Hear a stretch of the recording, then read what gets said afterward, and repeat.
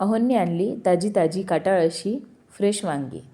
तर त्यांचं all time favourite असं भरलं वांगं आहे. तर आपण इथे भरल्या वांग्यांची भाजी करूयात. मी पाणी घेतलेलं आहे, त्यात थोडंसं मीठ घालून घेतलेलं आहे. वांग्यांचे पूर्ण काटे काढून घेतलेले आहे, जेणेकरून आपण खाताना आपल्याला टोचायला नको आहेत म्हणून. आणि वांगे चिरून आपण या पाण्यामध्ये 2 मिनिटे टाकूया. तोपर्यंत आपण मसाला तयार करून घेऊया. अद्रक, लसण, भाजलेलं खोबरं आणि थोडीशी खसखस मिक्सर वाटे बारीक करून घेतलेली आहे.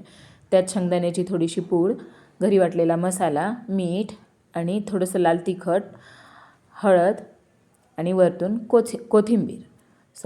कोथिंबीर आणि हा आपला झालेला आहे तयार मसाला. तर मी वांग्यांमध्ये भरून घेत आहे. मिठाच्या पाण्यानंतर मी वांग्यांना 2 ते 3 वेळेस स्वच्छ धुवून घेतलेले आहे. तर आपण पूर्ण आता वांग्यांमध्ये मसाला भरून घेऊयात. आणि तेल गरम झालं की त्यात जिरं मोहरी तडडली की वांगे टाकून देऊया आणि 5 मिनिटे या वांग्यांना आपण वाफून घेऊया तेलामध्ये. काय मस्त वांगी वाफलेली आहेत. यात थोडंसं आपण आता पाणी घालूयात वांगी शिजण्यासाठी आणि वरतून अशी कोथिंबीर.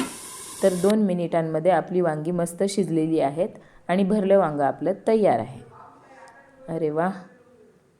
आता मी थोडासा भात करून घेत आहे आणि कोशिंबीरसाठी गाजर, काकडी, टोमॅटो चिरून घेत आहे. भात पण आपला तयार झालेला आहे. आणि आता भरल्या वांग्याच्या भाजीसोबत आपण पोळी किंवा ज्वारीची भाकरी कुठली पण खा, ज्वारीची खा किंवा बाजरीची खा, अप्रतिमच.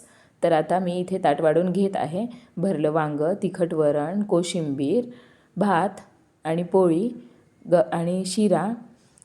त्याच्यासोबत तोंडी लावायला घेतलेलं आहे दोडक्याचं लोणचं, भातावरती साधं वरण आणि साजूक तुपाची धार आणि सोबत आहे सलाद.